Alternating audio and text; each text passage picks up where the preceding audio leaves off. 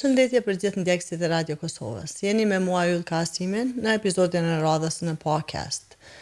Për herë të parë në këtë episod do të kemi mysafire e cila është psikologe klinike. Ajo është zonja Atifete Sylla. Zonja Atifete, faleminderit për kohën që gjetët me ardhur në podcast. Knatësi. Atëherë, po fillojmë kështu, a mundesh më na tregu se sa e rëndësishme është prezenca e një kafshë, qeni apo mace në këtë rast, në jetën tonë, në jetën e njeriut? Kafshët vërtet kanë një ndikim jashtëzakonisht pozitiv në shëndetin mendor.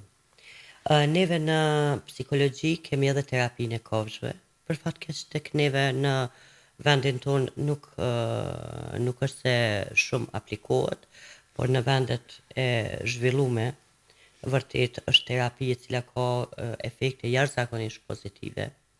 Tek probleme të ndryshme që ballafaqohen njerëzit, sidomos problemet me atashimin. Gjatë ndërveprimit me kafsh, lirohet një hormon i cili quhet oksitocina. Zakonisht ky hormon lirohet në ndërveprimin me nanën, me kujdestarët tonë prindrit, por sidomos me nanën.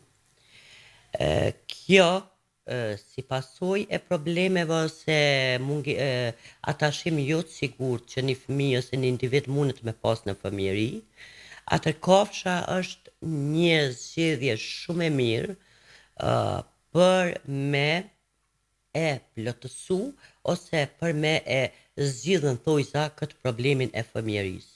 Problemet me atashimit dihen në psikologji që pastaj kanë me ndiku shumë në zhvillimin e një individit, vërtet ndoshta prej atyne probleme më të vogla deri te ato të mëdha në aspektin emocional. Kështu që kafsha, sidomos në jetën e fëmijëve, është jashtëzakonisht shumë e rëndësishme. Kur jemi të fëmijët, sa mendon që është e rëndësishme me u bë paraprakisht një informim, një përgatitje përderisa vjen në jetën e fëmijës një qen, apo a duhet të bëhet dhuratë, surprize, këto qysh edhe po aplikohen në vendin tonë? Vërtet, unë shoh shpesh edhe nuk pajtona me surprizën e kafshës.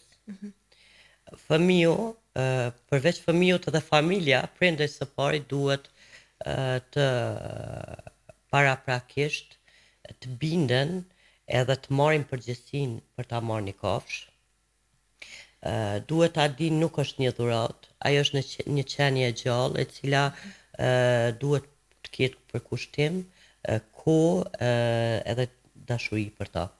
Në momentin që ajo mirët në mënyrë, po them, afektive, vetëm për ta plotësuar një dëshirë një fëmijët, vërtet është e gabueshme.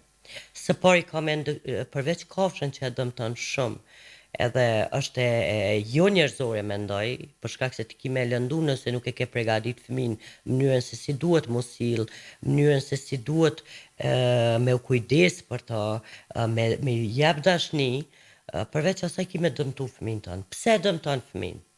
Sepse fëmiu pastaj në vend se me i marrë benefitet që duhet me ja jap kafsha, që duhet me mësu me qeni përgjegjshëm, që duhet me mësu me zhvillu ndjenjen e empatisë, dashurisë për tjetrin, kujdesin për tjetrin, ai të kundërtën ka me bo. Që do të thotë nuk ka me qeni kujdesshëm, edhe nuk ka me qenë i përgjegjshëm për të tjerët. Për shkak se mënyra se si ipet, mënyra se si prindi nuk paraprakisht nuk e përgatit veten, por edhe fëmijën, kjo ka me shkaktu dëm. Nëse prindi paraprakisht përgatitet që duhet të mësohet edhe ai përveç fëmijës t'i kushtoj rëndësi dhe ta rris atë kafsh sigurantor të familjes, atëherë është problem për fëmin. Atëherë fëmiu nuk ka me ditë me vlerësu,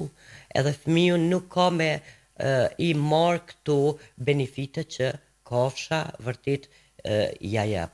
Prandaj paraprakisht prindrit nuk duhet bëjnë dhurat fëmijën, kafshë fëmijëve, tek fëmijët, për shkak se duhet me u përgatit së pari vetë, edhe pastaj edhe fëmin për mënyrën se si do kujdeset edhe si do marrë përgjegjësinë që të kujdeset për atë kafshë.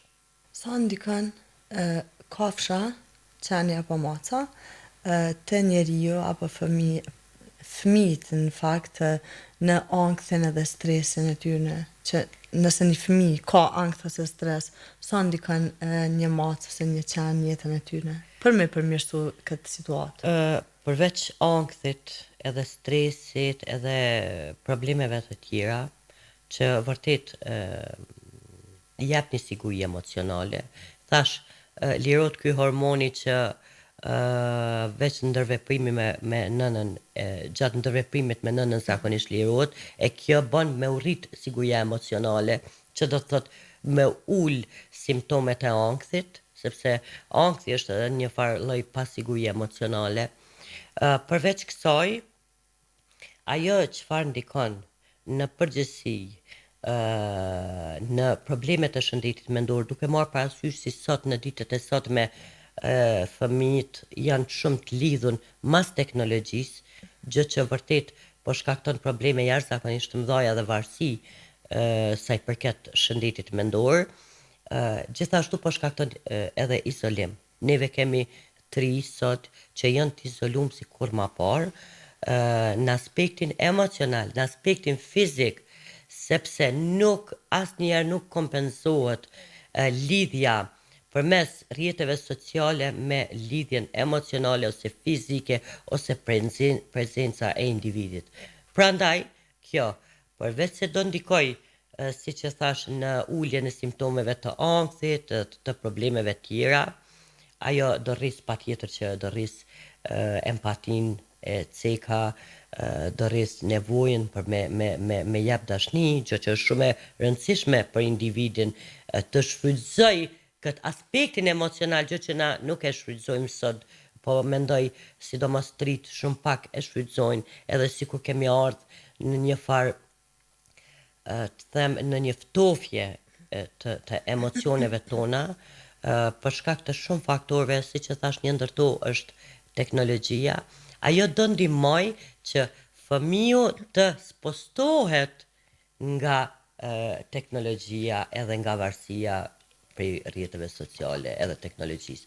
Prandaj ka benefite të shumë thjeshta sa i përket shëndetit mendor. Unë thash edhe më herët që aplikohet edhe në vendet jashtë, sidomos tash në vendet e zhvilluara, e kemi terapinë e kafshëve, gjë që është një ndër terapitë më të rekomandueme për fëmijët.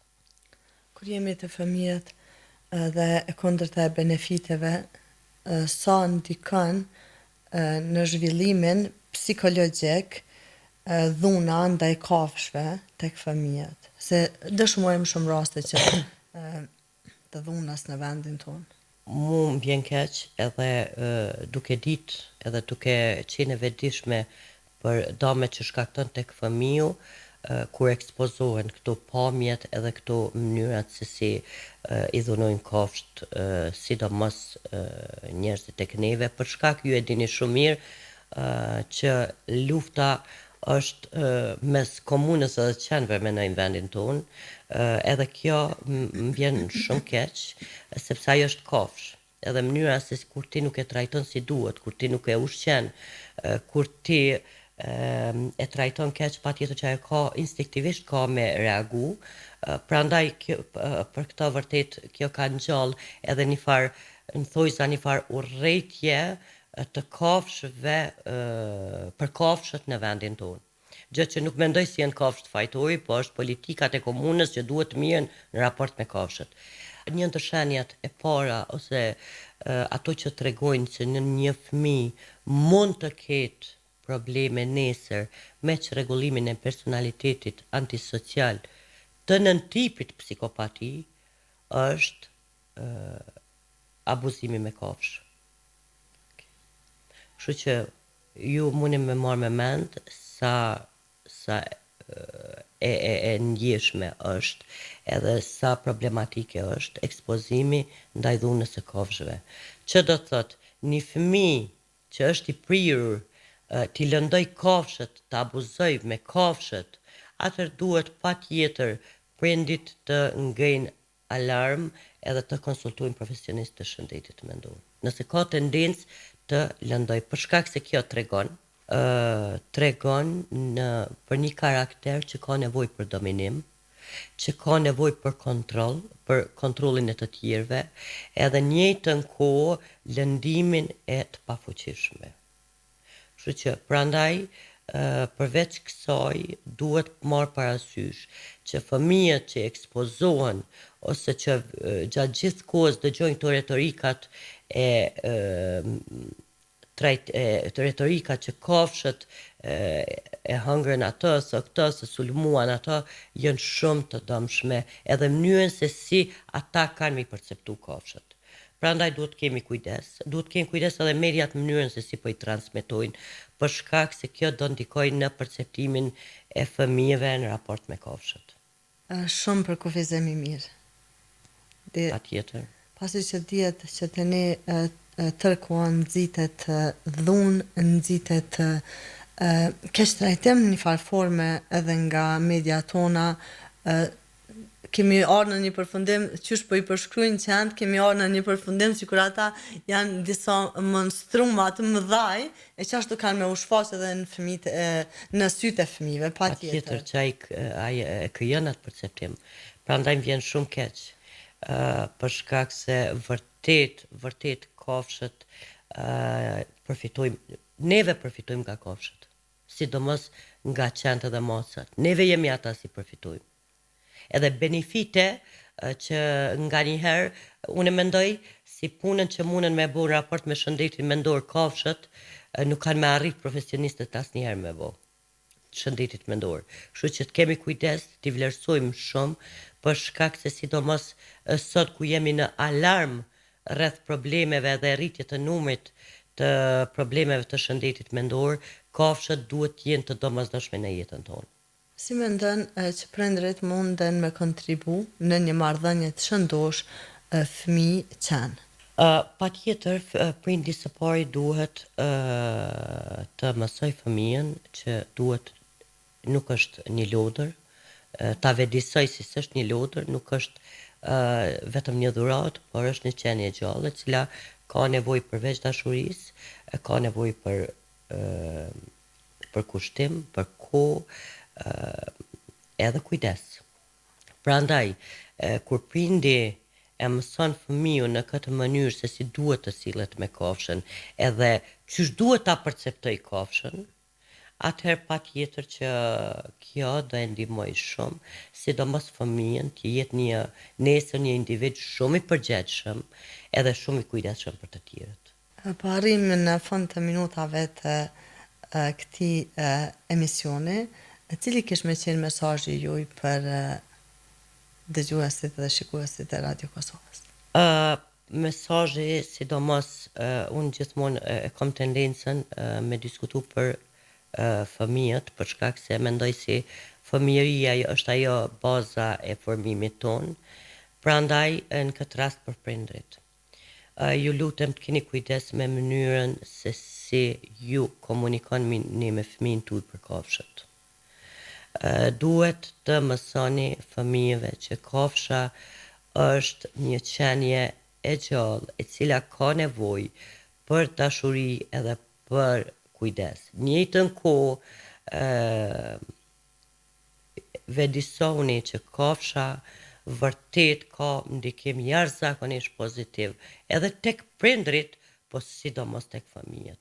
Prandaj mënyra se si perceptojmë kafshët neve, ju lutem të jetë të ndryshoj. Këto deklarata që unë i dëgjoj shpesh për qenë që më vjen jashtëzakonisht keq, më vjen se të ketë fushata për mënyrën se si duhet të sillemi me kafshët, se si duhet t'i duam kafshët, tek neve po ndodhe kundërta. po instalojmë urrëtie për kafshët. Gjë që është shumë e dëmshme. E thash edhe ajo çfarë do e psojmë më së shumti, ose ata që do e psojnë më së shumti, do jenë sidomos të rinjtë dhe fëmijët. Prandaj mënyra se si neve i perceptojmë kafshët, mënyra se si neve mësojmë benefitet që neve kemi për i kafshëve, në mënyrë që duhet të ndroj kjo mënyra se si na i trajtojmë edhe si neve diskutojmë për to. Sonja Atifete, faleminderit shumë që ishit me ne këto minuta shumë të këndshëm.